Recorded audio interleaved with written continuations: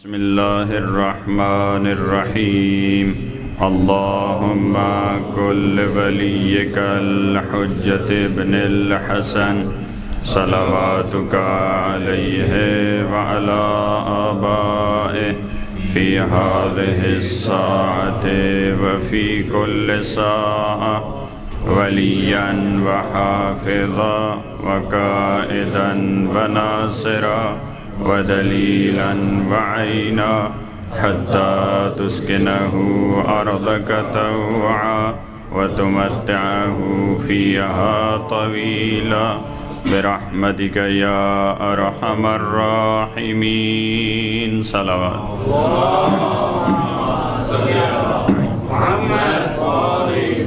ماشاء اللہ لا حول ولا قوة الا باللہ العلی العظیم اعوذ باللہ من الشیطان الرجیم بسم اللہ الرحمن الرحیم رب اشرح لی صدری ویسر لی امری واحلل عقدۃ من لسانی یفقہوا قولی الحمد للہ رب العالمین والصلاة والسلام علی سیدنا و نبینا وشفیع ذنوبنا وطبیب نفوسنا العبد المؤید والرسول المسدد المصطفى الامجد حبیب الہ العالمین ابی القاسم المصطفى محمد وعلى آلہ الطیبین الطاہرین المعصومین الذین اذهب اللہ عنہم الرجس وطہرہم تطہیرا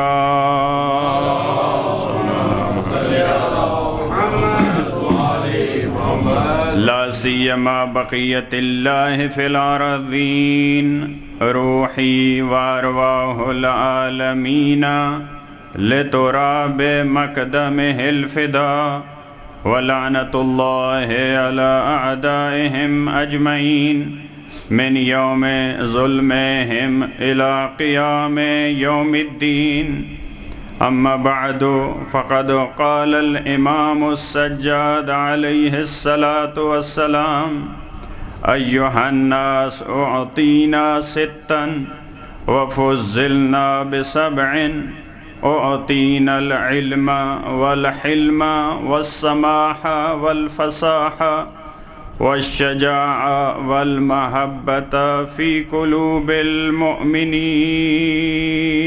بآواز بلند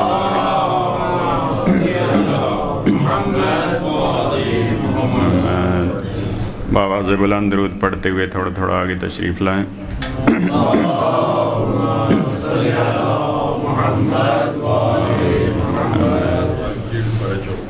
خداوند عالم تمام مومنین کا اس ذکر میں چل کے آیا اپنی بارگاہ میں قبول فرمائے جو مومنین حاجات لے کے آئے ہیں اس ذکر کے صدقے پروردگار عالم تمام کی حاجات کو پورا فرمائے عظمت اہل بیت علیہم السلام اور امام سجاد علیہ السلام موضوع گفتگو ہے وہ خطبہ جو خطیب اہل بیت نے منبر شام پہ دیا تھا اور یزیدیت کی 20 سالہ حکومت کو خطرے میں مبتلا کر دیا وہ خطبہ ہمارا موضوع گفتگو ہے اس ہستی کا خطبہ ہے علی مرتضیٰ جیسی ہستی کے ہوتے ہوئے جسے عابدین کی زینت کہا جاتا ہے قیامت کے دن جب یہ صدا آئے گی کہ عابدین کی زینت آئے تو اس وقت جو میدان محشر میں نکلیں گے وہ سید سجاد ہوں گے لہٰذا مولا نے بڑے خوبصورت انداز میں بڑے نپے تلے الفاظ کے ساتھ جو خطبہ بیان کیا جب دیکھا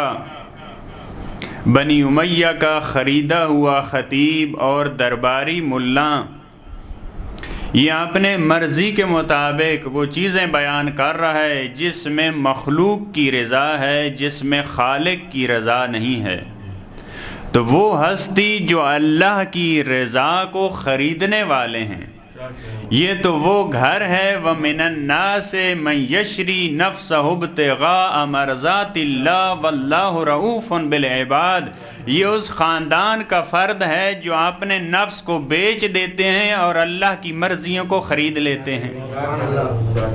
یہ تو اللہ کی رضا کو خریدتے ہیں، جب خرید لیتے ہیں تو پھر خودی کو کر بلند اتنا کہ ہر تقدیر سے پہلے خدا بندے سے خود پوچھے بتا تیری رضا کیا ہے۔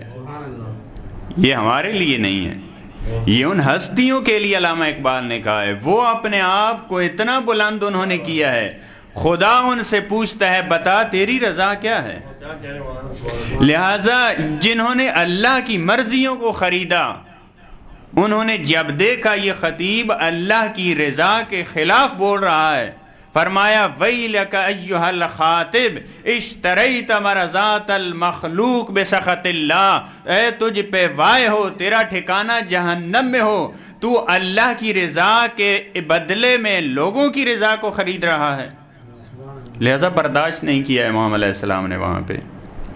بہت سارے افراد کسی عالم دین کی انسلٹ ہو تو برداشت نہیں کرتے، لیکن اگر خدا کی توہین ہو رہی ہو تو ہم ٹس سے مس نہیں ہوتے۔ جہاں اللہ کی توحید کا مذاق اڑایا جا رہا ہو ہمیں کوئی پرواہ نہیں ہوتی، لیکن اہل بیت کا گھرانہ وہ ہے ان کے ہاں سب سے پیاری چیز اللہ کی توحید ہے، لہذا اپنی زندگی میں حرف نہیں آنے دیا۔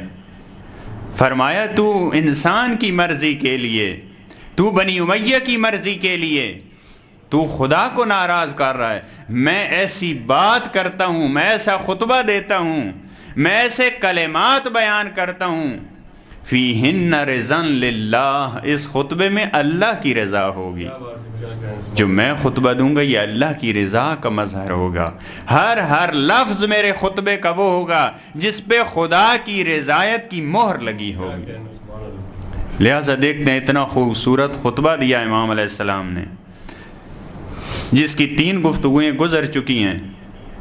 امام علیہ السلام نے فرمایا ہمیں 6 چیزیں دی گئی ہیں، ہمیں عطا کی گئی ہیں، اس کا مطلب ہے جو کسی اور کو نہیں دی گئیں۔ کل گفتگو ہی فرمایا اعطینا العلم، ہمیں علم عطا ہوا ہے، وہ علم عطا ہوا ہے جو کسی کو علم عطا نہیں ہوا، ہمیں جو علم عطا ہوا ہے وہ کسی اور کے پاس نہیں ہے۔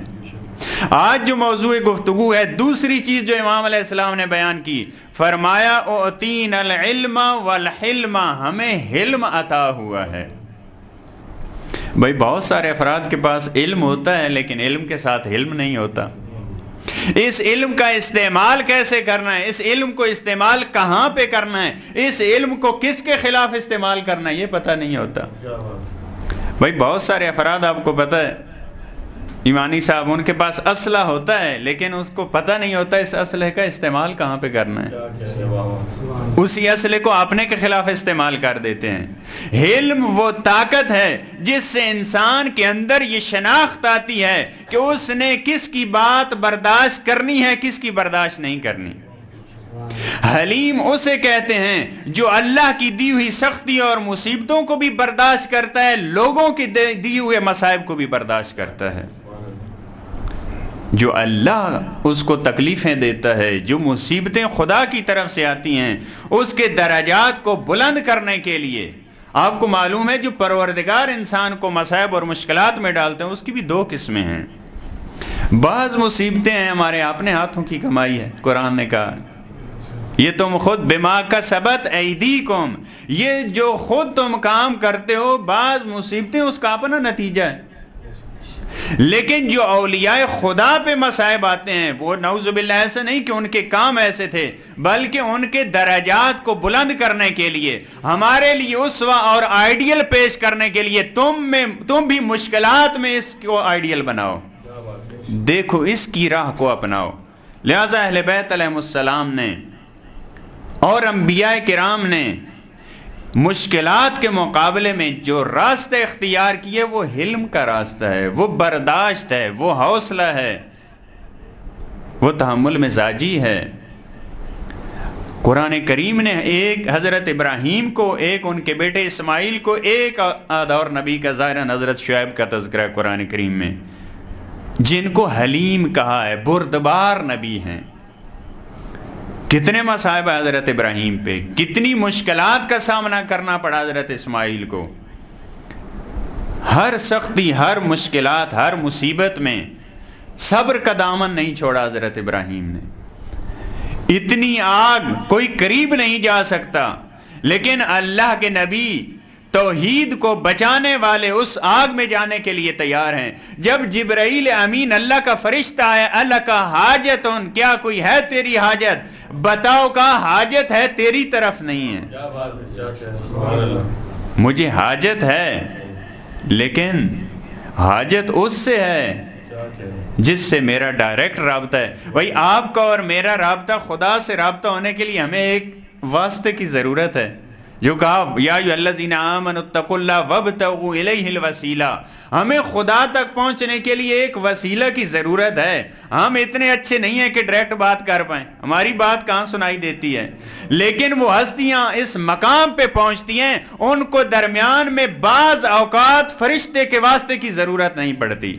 فرمایا مجھے ضرورت ہے، حاجت ہے، لیکن مجھے کس کی ضرورت ہے؟ مجھے اللہ کی ضرورت ہے۔ فرمایا تو پھر مانگیں، میں آپ کی بات، آپ کا پیغام پہنچاؤں۔ فرمایا علمہ بحالی حسبی من سوالی، اس کو میری حالت کا علم ہے، مجھے سوال کی ضرورت نہیں۔ وہاں مانگا جاتا ہے، وہاں درخواست کی جاتی ہے جہاں پتہ نہ ہو، اس کو میری حالت کا پتہ ہے، لہٰذا مجھے مانگنے کی ضرورت نہیں ہے۔ لہذا پروردگار نے بھی پھر یہاں اضطراب نہیں، حضرت ابراہیم کی زبان پہ جو کلمات ہیں، جو کیفیت ہے، وہ بالکل اطمینان کی کیفیت ہے۔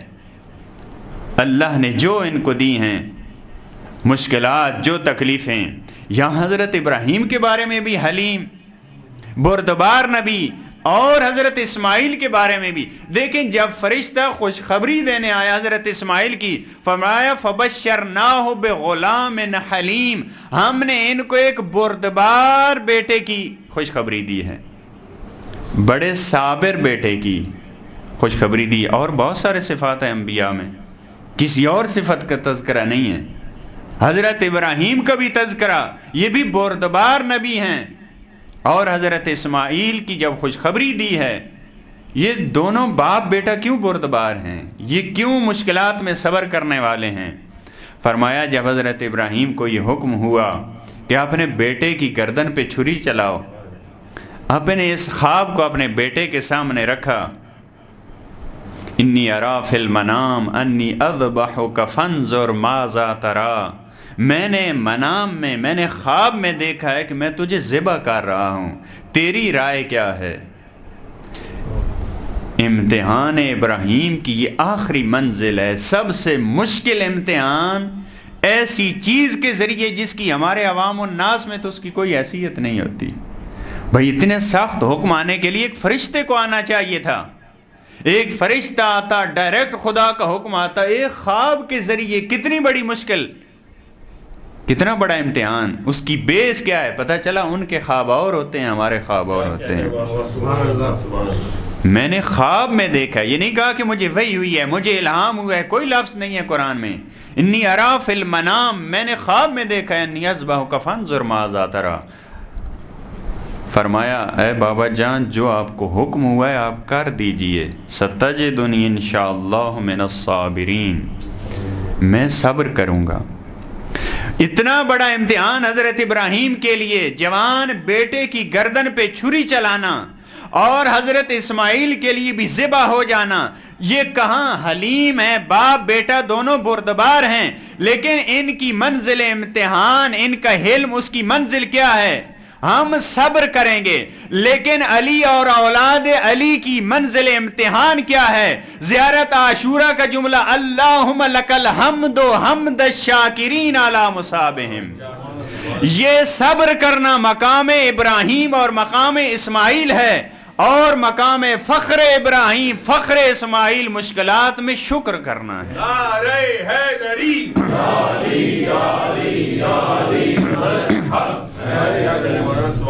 وہ مقام ابراہیم مقام اسماعیل ہم مشکلات میں صبر کریں گے۔ بھائی برداشت کرنا، صبر کرنا آپ پہ مشکل آئی ہے، آپ نے برداشت کیا ہے، لیکن مقام اہل بیت کیا ہے؟ اللہم لک الحمد حمد الشاکرین علی مصابہم۔ اہل بیت وہ ہیں جو مصیبتوں پہ اللہ کا شکر ادا کرتے ہیں۔ پروردگارہ تیری ذات کا لاکھ لاکھ شکر، اتنے بڑے مصائب تو نے ہمارے حصے میں رکھے ہیں، تو نے ہمیں اس قابل جانا ہے، وہ امتحان جو تو نے انبیاء سے نہیں لیے تو نے ہمارے حصے میں رکھے ہیں۔ مقام شکر ہے یہاں پہ، وہاں پہ مقام صبر ہے۔ لہذا بہت سارے افراد جو خدا کے طرف سے مصائب آتے ہیں، مشکلات آتی ہیں، وہاں بھی بے صبری کا مظاہرہ کرتے ہیں۔ بھائی عام انسانوں کی یہ حالت ہے، قرآن کریم نے بھی کہا ہے وَقَانَ الْإِنسَانُ عَجُولًا خُلِقَ الْإِنسَانُ حَلُوًا۔ مختلف آیات میں انسان بڑا جلد باز ہے، انسان صبر اور حوصلے والا نہیں ہے، تھوڑی سی مشکلات آتی ہیں اَمَّا الْإِنسَانُ إِذَا مَا ابْتَلَاهُ فَقَدَرَ عَلَيْهِ رِزْقَهُ فَيَقُولُ رَبِّي أَهَانَنِ۔ جب پروردگار اس کو مشکلات میں ڈالتا ہے، آزمائش میں ڈالتا ہے، اس کا رزق بند کر لیتا ہے، کہتا ہے پروردگار نے میری توہین کی ہے۔ وَأَمَّا الْإِنسَانُ إِذَا مَا ابْتَلَاهُ رَبُّهُ فَأَكْرَمَهُ وَنَعَّمَهُ فَيَقُولُ رَبِّي أَكْرَمَنِ۔ جب نعمتیں ملتی ہیں، پیسہ ملتا ہے، گھر ملتا ہے، اولاد ملتی ہے، کہتا ہے پروردگار کا بڑا احسان ہے۔ فَيَقُولُ رَبِّي أَكْرَمَنِ، پروردگار نے مجھ کو بڑا نوازا ہے۔ ھذا من فضل ربی کی منزل پہ آتا ہے۔ لیکن جب مشکلات آتی ہیں پھر کیا کہتا ہے؟ ربی اہانن، پروردگار نے میری توہین کی ہے۔ نہ پروردگار کا ہر نعمت انسان کو دے دینا اس کے اکرام کی علامت ہے، نہ نعمتوں کا روک لینا اس کی توہین کی علامت ہے۔ وہ کسی کو نعمتیں دے رہا ہے تو امتحان، کسی سے روک رہا ہے تو تب بھی منزل امتحان میں ہے۔ ہر حالت میں انسان امتحان میں ہے۔ پوری دنیا کو قرآن کریم نے بعض آیات میں تو کہا ہے ہم سال میں 1-2 بار آزماتے ہیں، جیسے سرور گرامی اسلام کے زمانے میں بآواز بلند صلوات پڑھی ان کے ساتھ۔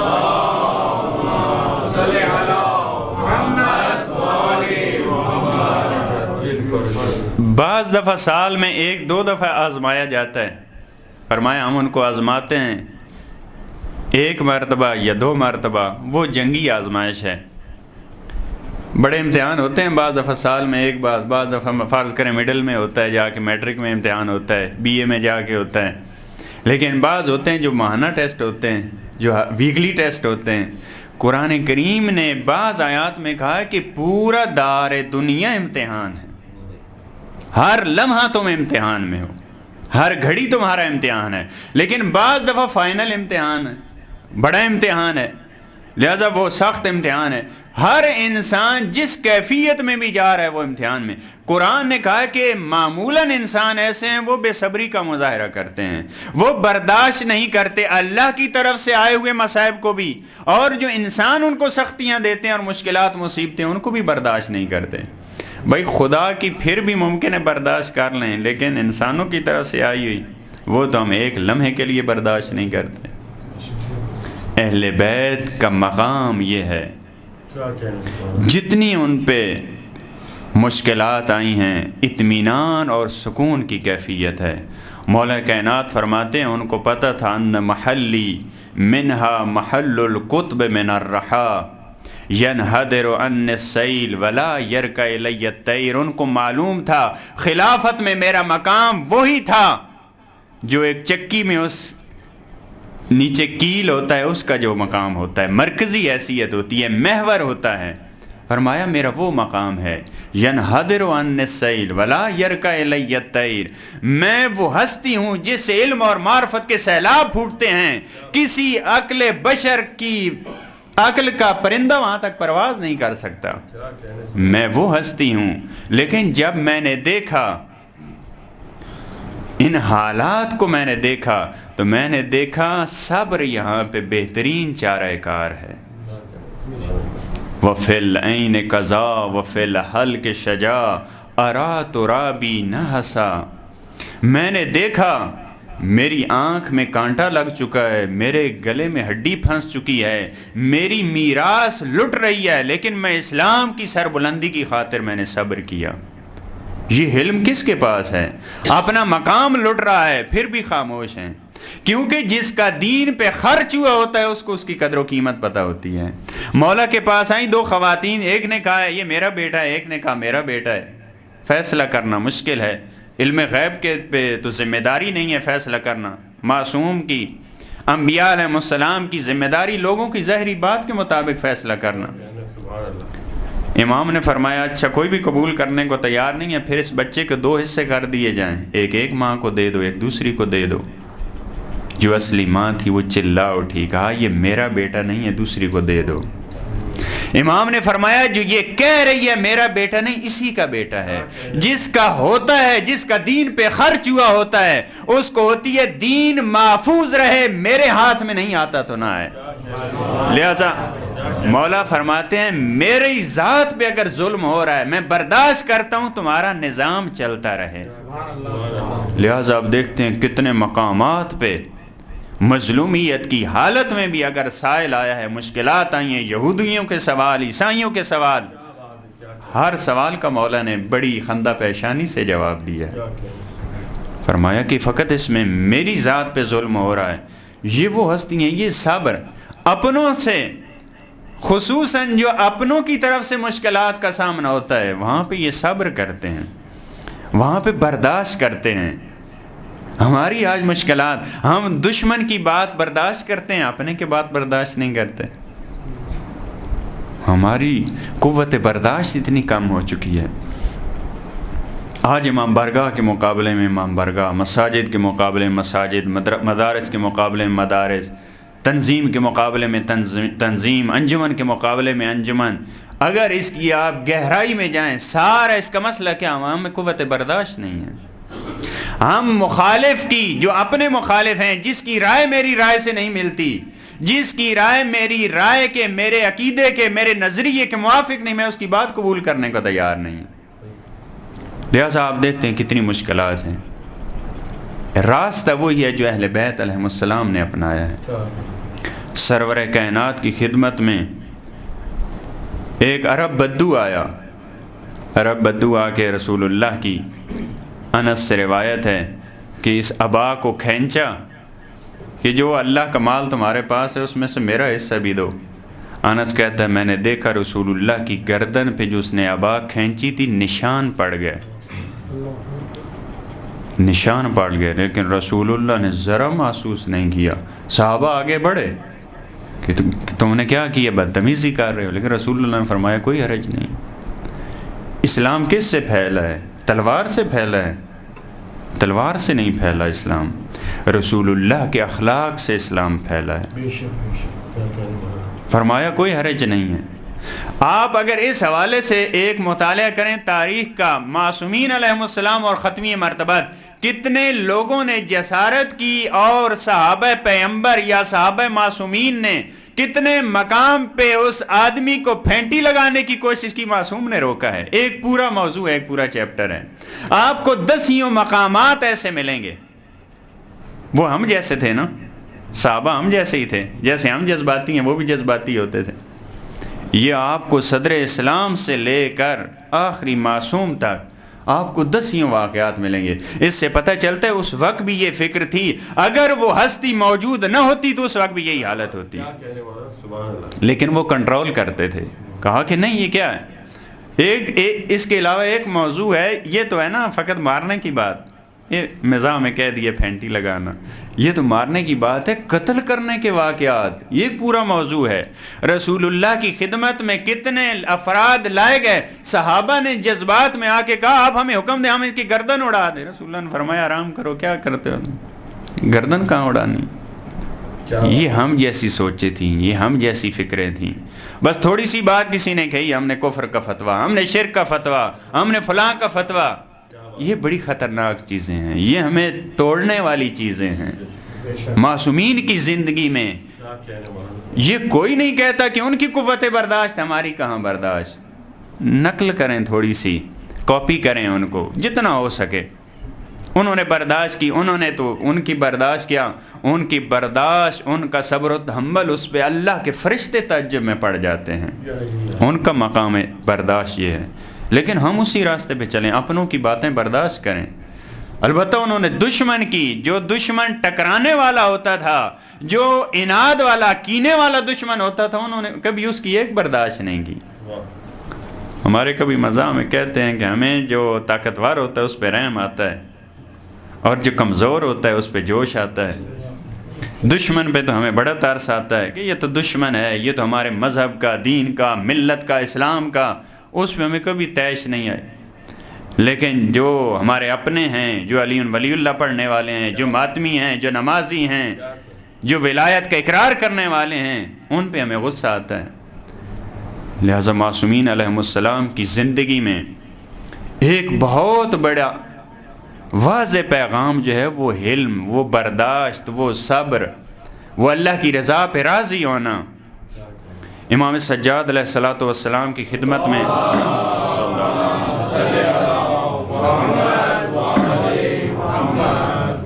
ایک بندے نے جسارت کی تو وہ گھر چلا گیا. امام علیہ السلام نے اپنے صحابہ کو لیا, سید سجاد نے کہا آؤ میں اس کا جواب دوں, صحابہ کو ساتھ لیا. ممکن ہے انہوں نے سوچا ہو کہ آج امام علیہ السلام کچھ کرنے والے ہیں. اس کے گھر پہ گئے, دق الباب کیا. جب باہر آیا اسے پتہ چلا امام سجاد اپنے صحابہ کے ساتھ, وہ بھی ہم جیسا تھا. کہا کہ شاید مجھے مارنے آئے ہیں. جب وہ دروازے پہ آئے, امام علیہ السلام نے فرمایا جو تو نے میرے بارے میں باتیں کی ہیں, اگر مجھ میں ہیں تو اللہ مجھے بخش دے, اگر مجھ میں نہیں ہے تو خدا تجھے بخش دے. یہ پیغام ہے ان کے مکتب کا, ان کی قوت برداشت. یہ ہمارے لیے درس ہے. انہوں نے اللہ کی طرف سے آئے ہوئے مصائب پہ بھی صبر کیا ہے, اس کو تحمل کیا ہے, برداشت کیا ہے. ان کا اتنا حوصلہ, انہوں نے کبھی جلد بازی سے کام نہیں لیا. انہوں نے ان کے فیصلے میں اطمینان اور سکون کی کیفیت. بعض دفعہ دشمن کے معاملے میں بھی, وہ دشمن جو کینے والا دشمن نہیں ہے, جو فقط غافل ہے, غفلت کا شکار ہے. امام مجتبیٰ علیہ السلام کو جب شامی ملا مدینہ کی گلی میں, امام علیہ السلام کو فوش دینا شروع کر دیے. آپ کو معلوم ہے شامیوں کی کیا کیفیت تھی. مولا کائنات اور امام حسن علیہ السلام کے دور میں عروج کا دور ہے, مخالفت کا دور. گالیاں جب ممبر پہ دی جاتی تھیں, اس وقت مدینہ میں آ کر امام مجتبیٰ کو گالیاں دے رہا ہے. جب اس نے اپنی بات ختم کی, امام علیہ السلام نے فرمایا مجھے لگتا ہے تو یہاں غریب الوطن ہے, تجھے اگر گھر کی ضرورت ہے ہم گھر دینے کے لیے تیار ہیں. تیرے پاس زاد راہ نہیں, ہم زاد راہ دیتے ہیں. تیرا اگر قرض ہے تو ہم قرض ادا کرنے کے لیے تیار ہیں. تیرے پاس کوئی رہائش کا مکان نہیں, ہم رہائش دینے کے لیے تیار ہیں. جب یہ کلمات سنے, کہا اس سے پہلے میرے نزدیک سب سے جو منفور انسان تھے, جن سے میں نفرت کرتا تھا, وہ علی اور اس کا بیٹا تو ہے. آج میں جس سے سب سے زیادہ محبت کرتا ہوں وہ علی اور اس کا بیٹا تو ہے. سر محمد والے محمد صلوات.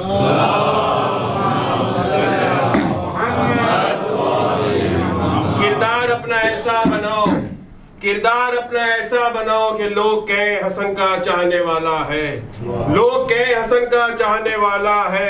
لکھی ہوئی ہے زہرا کے مہر میں پوری کائنات, اس زاویے سے سارا زمانہ حسن کا ہے. معصومین علیہم السلام کی جو قوت برداشت ہے, اپنوں کو بھی برداشت کیا ہے, غیروں کو بھی برداشت کیا ہے. بہت خوبصورت بات ہے کہ امام رضا علیہ الصلوۃ والسلام کے بارے میں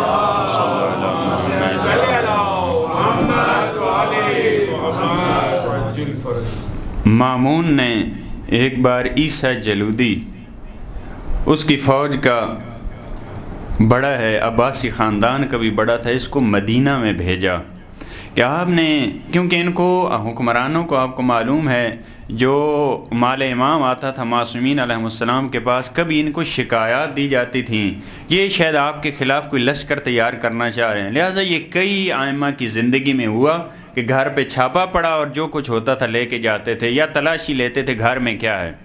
عیسیٰ جلودی کو بھیجا، مدینہ میں آیا، کہا کہ مجھے مامون نے حکم دیا خود گھر میں جا کے تم نے جو کچھ ہے تم نے لے کے آنا ہے۔ لیکن امام رضا علیہ السلام دروازے پہ آ کے کھڑے ہو گئے۔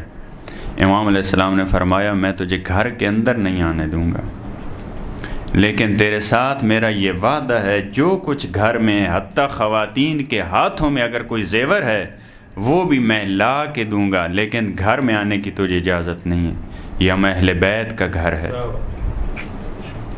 عیسیٰ جلودی مان گیا، جو کچھ تھا امام علیہ السلام نے لا کے اس کے سامنے رکھ دیا، یہ لے کے چلا گیا۔ وقت گزرتا گیا، مامون نے امام رضا علیہ السلام کو مرو میں خراسان میں بلا لیا، حالات پلٹ گئے، یہ عیسیٰ جلودی مامون کے زندان میں چلا گیا۔ مخالفت کی آپ کو معلوم ہے عباسیوں نے کہ امام رضا علیہ السلام کو کیوں لائے ہو۔ بعض عباسیوں کو خطرہ تھا کہ یہ واقعاً جو سادہ تھے کہ واقعاً یہ ولی عہدی اور خلافت دے رہا ہے امام رضا علیہ السلام کو، یہ جیل میں چلا گیا۔ ایک دن امام رضا علیہ السلام بھی تشریف فرما ہیں، مامون نے کہا قیدیوں کو لاؤ۔ جن قیدیوں کو لائے ان میں عیسیٰ جلودی بھی ہیں۔ امام رضا علیہ السلام کی جو ہی نظر پڑی مامون سے کہا، کان میں کوئی بات کی۔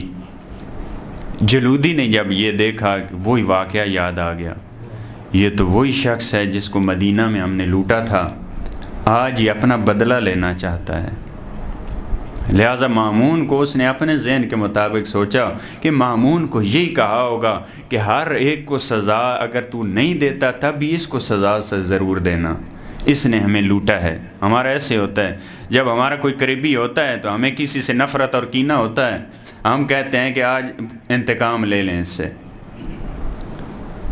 جب عیسیٰ جلودی آگے بڑھا، آواز دے کے کہتا ہے مامون کو، جو اس بندے نے تم سے بات کی ہے بس اس پہ عمل نہ کرنا،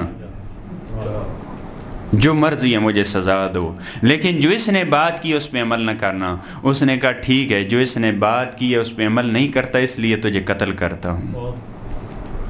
اس نے مجھے یہ کہا ہے دوسروں کو قتل کرتا ہے تب بھی کر دے، اس کو قتل نہ کرنا۔ اس نے ہمارے گھر کی حرمت کا خیال رکھا تھا، میں نے کہا تھا ہمارے گھر میں نہیں آنا، اس نے ہمارے گھر کی حرمت کا خیال رکھا ہے۔ اہل بیت علیہم السلام، ان کی قوت برداشت، ان کا حلم، اس پہ اللہ کے فرشتے بھی تعجب کرتے ہیں۔ اور آپ کو معلوم ہے ثانیہ زہرا کے بارے میں، اے صبر کے پہاڑ تم پہ میرا سلام ہو۔ صبر کے پہاڑ، اتنی مشکلات، اتنی سختیاں اہل بیت کی تاریخ میں ملتا ہے، عاشور کے دن سے سخت کوئی دن نہیں آیا، لیکن بکھرے ہوئے لاشوں کے درمیان کھڑے ہو کے جناب زینب سلام اللہ علیہ کا یہ کہنا، اللہم تقبل ھذا القربان، میرے اللہ ہماری یہ قربانی اپنی بارگاہ میں قبول کرنا، یہ صبر زینب کہاں؟ اللہ اللہ، صبر زینب کہاں؟ یہی زینب دربار شام میں آئی ہیں، ماں بھی دربار میں گئی تھی لیکن ماں کے سر پہ چادر موجود تھی، ماں گئی تھی دربار میں لیکن صحابی کا دربار تھا، ماں گئی تھی دربار میں لیکن اس وقت علی مرتضیٰ بھی وہاں موجود تھے، ماں گئی تھی دربار میں لیکن جب گئی تھی تو علی کے ہاتھوں سے رسیاں کھل چکی تھیں، لیکن جب بیٹی کو دربار شام میں لایا گیا، روایت کہتی ہے جب دربار کے ماحول پہ نگاہ پڑی علی کی بیٹیوں کی تو قدم رک گئے، کیونکہ یہ تو وہ علی کی بیٹی ہے۔ راوی کہتے ہیں جب ماں کی مزار پہ جاتی تھی آگے آگے بابا علی ہوتے تھے، ایک طرف مولا حسن ہوتے تھے، ایک طرف مولا حسین ہوتے تھے، جب ماں کی مزار پہ جاتے تھے تو اس وقت مولا علی چراغ کو خاموش اور بجھا دیتے تھے، لیکن جب دربار پہ نگاہ پڑی ہے تو علی کی بیٹیوں کے قدم رک گئے ہیں۔ جب قدم رکے ہیں تو شمر ملعون تازیانہ لے کے امام سجاد کی طرف بڑھا ہے۔ علماء فرماتے ہیں جب کہیں بیبیوں کے قدم رکتے تھے تو بیبیوں کو آگے چلانے کے لیے یہ ظالم تازیانہ لے کے امام سجاد کی طرف بڑھتا تھا۔ جب شمر تازیانہ لے کے سید سجاد کی طرف بڑھا، اس نے خط لکھنے شروع کیے۔ ثانیہ زہرا کہتی ہے شمر ملعون ہاتھ کو روک لے، ہم دربار میں جاتی ہیں۔ اجرکم اللہ۔ جب سیدزادیاں دربار میں آئی ہیں، جناب زینب کی نگاہ پڑی ہے، فرماتی ہیں امن العدل یبنت لکا، اے ہمارے آزاد کردہ غلام کے بیٹوں، کیا یہ عدالت ہے؟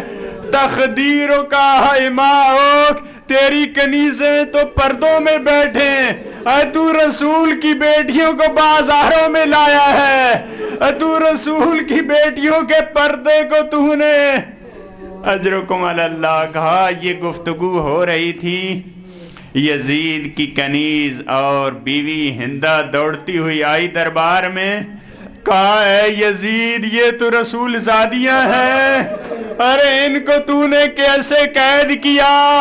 مقتل کہتا ہے جب یہ دوڑ کے آئی ہے تو اس کے سر سے چادر ہٹ گئی، یزید نے جلدی سے دوڑ کے اپنی ابا اپنی کنیز کے سر پہ رکھی اور اس نے سر پیٹنا شروع کر دیا۔ کہا ہے یزید رسول کی بیٹیاں بے پردہ ہیں لیکن تجھے میرے پردے کا خیال ہے۔ اجرکم اللہ علی لعنت اللہ علی القوم الظالمین۔